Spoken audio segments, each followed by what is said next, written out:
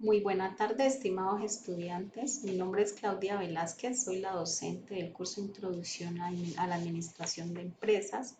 Los invito a compartir algunas generalidades y explicaciones en torno al curso y al recorrido de algunos aspectos importantes para el desarrollo de la fase. El tema es abordajes de la unidad 1 para el desarrollo de la unidad 2. Pertenecemos a la Escuela de Ciencias Administrativas, Contables y Económicas y de Negocios ECACE. Estamos inscritos a la Universidad Nacional Abierta y a Distancia UNAP y el centro es UDR El Bordo Cauca.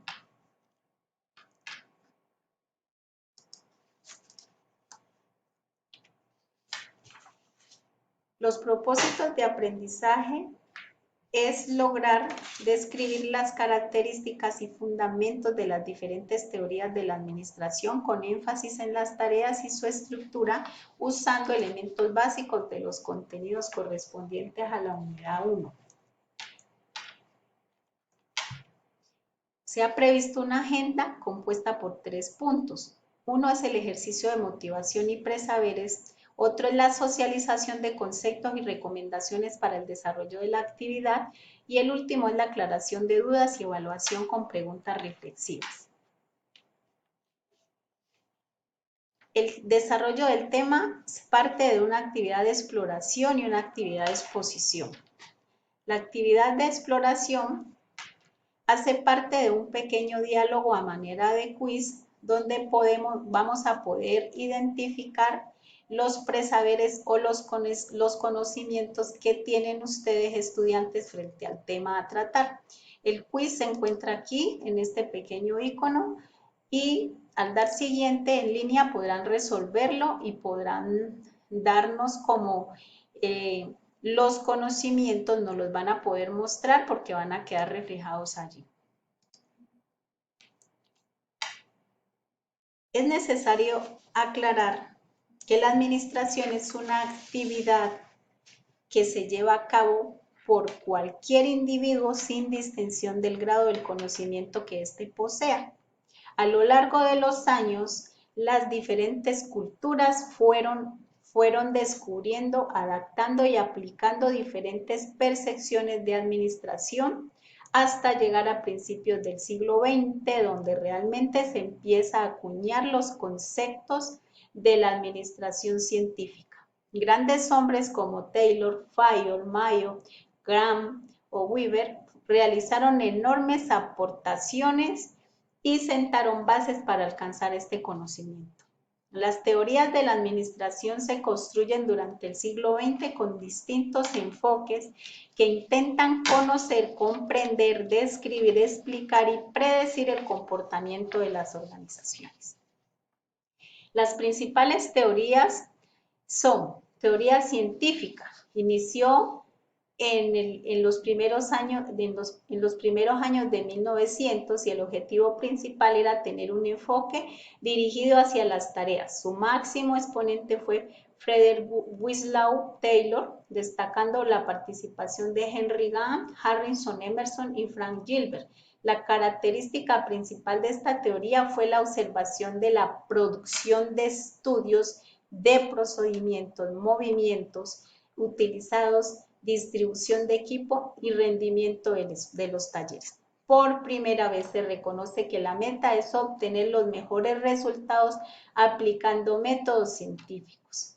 Los principales principios de esta escuela fueron principio de planteamiento, de la preparación y la planeación, el principio de control y el principio de ejecución.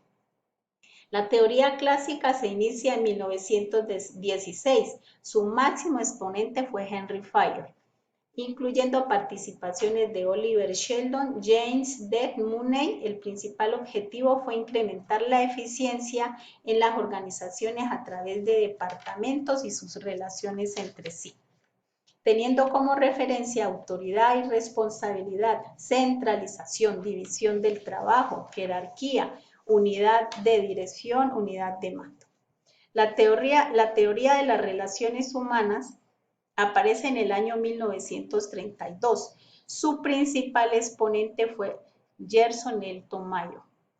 asegurando que la productividad laboral es el resultado de las condiciones físicas organizacionales de la institución, así como las relaciones laborales y motivación de cada individuo, naciendo así el concepto de relaciones humanas. La teoría burocrática se desarrolla en la década de los 40. Su principal exponente fue Max Weber, el cual defendía que la burocracia es la organización eficiente por excelencia, debido a que se explica a mínimo detalle cómo deben ser realizadas las cosas. Las características principales son carácter legal de normas, reglamentos, carácter formal de las comunicaciones, carácter racional, división del trabajo, impersonalidad de las relaciones, jerarquía de la autoridad, entre muchas más.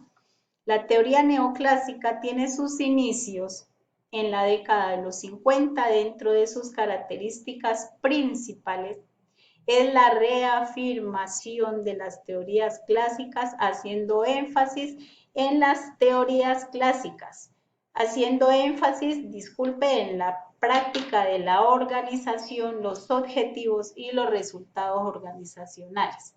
Se obtiene la llamada administración por objetos APO.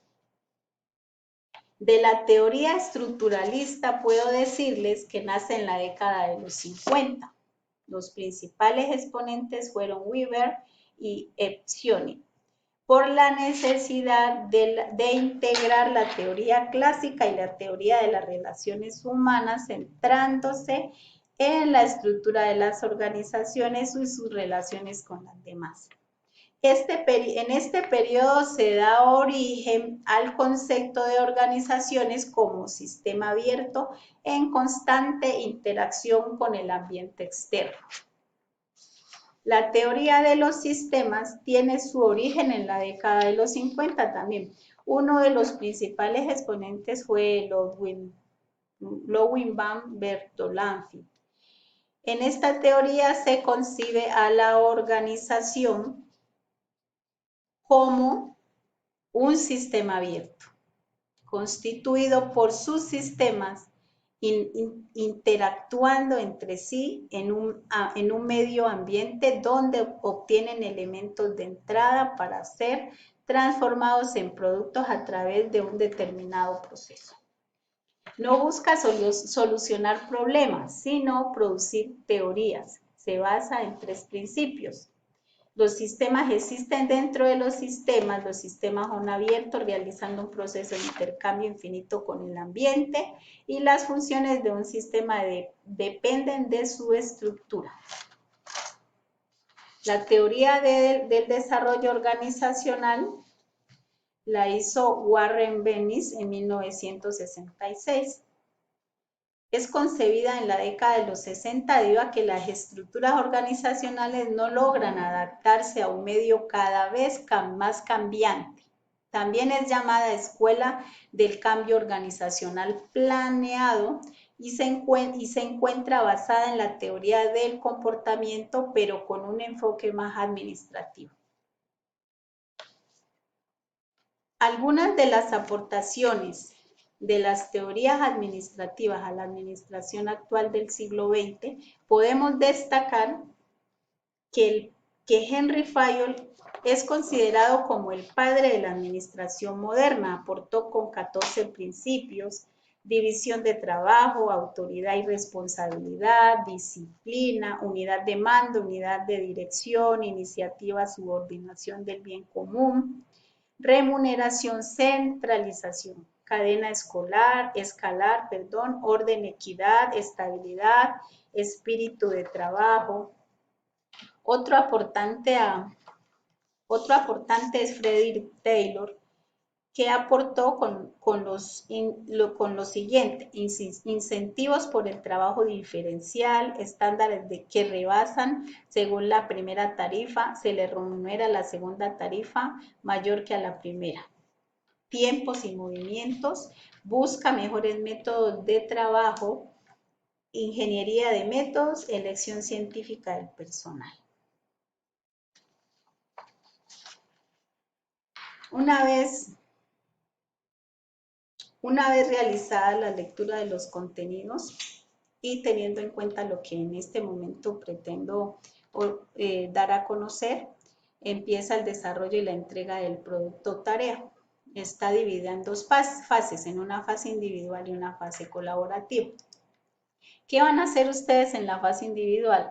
Estudiantes, deben de realizar la lectura de los contenidos correspondientes a la unidad 1, participar en el foro dialogando y dando respuestas a las preguntas de exploración del tema, y después de esto, con las intervenciones en el foro y el estudio del material didáctico y clasificadas las teorías según el énfasis en las tareas y la estructura, deben de realizar una relatoría no mayor a 3 páginas que describan las teorías administrativas con énfasis en las tareas y la estructura.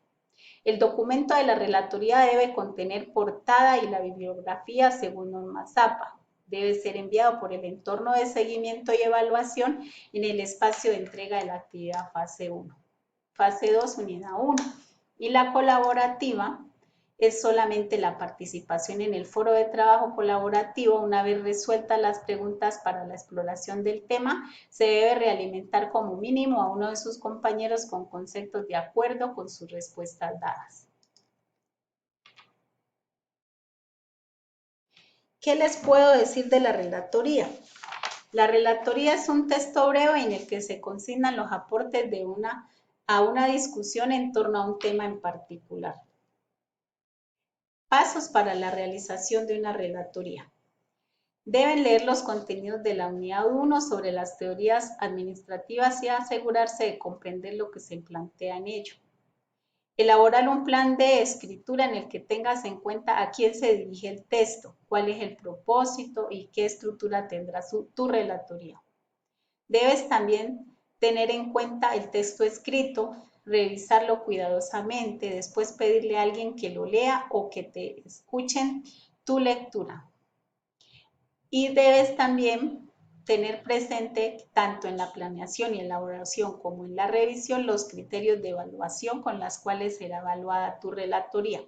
Como recomendaciones, debes escribir la relatoría con tus palabras. Es necesario que tengas presente que este debe ser fiel a las lecturas dispuestas en la unidad 1. La relatoría no debe ser mayor de 3 páginas, que describa las teorías administrativas con énfasis en las tareas y la estructura. Las preguntas reflexivas, que van a dar cierre a esta pequeña tutoría que les estoy haciendo son las siguientes. En cuanto al principio de equidad expuesto por Fayol, ¿consideras que los administradores deben ser justos y amables con sus subordinados y por qué? ¿Cuáles son los 3 tipos en los que se puede identificar el desarrollo organizacional? Nombra al menos uno de los principios de la teoría científica. ¿Cuál era el objetivo de la teoría clásica? Las conclusiones. Mediante este recurso se puede ahondar en los temas a tratar partiendo de los conocimientos previos para el desarrollo de la actividad, los cuales van a servir para el desarrollo de la relatoría, pues en su construcción tendrán la posibilidad de hacer una reconstrucción creativa de los textos asimilados, mostrando qué es lo que más les interesó y por qué.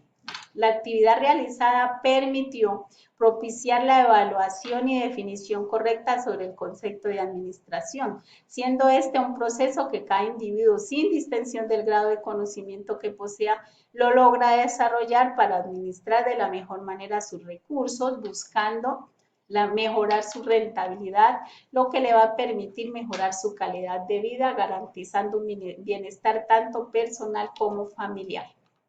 Aquí también les dejo dispuestas las referencias bibliográficas para que además de las que tienen en los contenidos de la unidad se puedan apoyar también en ellos. Espero con este pequeño video tutoría haberme podido hacer entender. Les agradezco mucho y quedo a su entera disposición. Hasta pronto.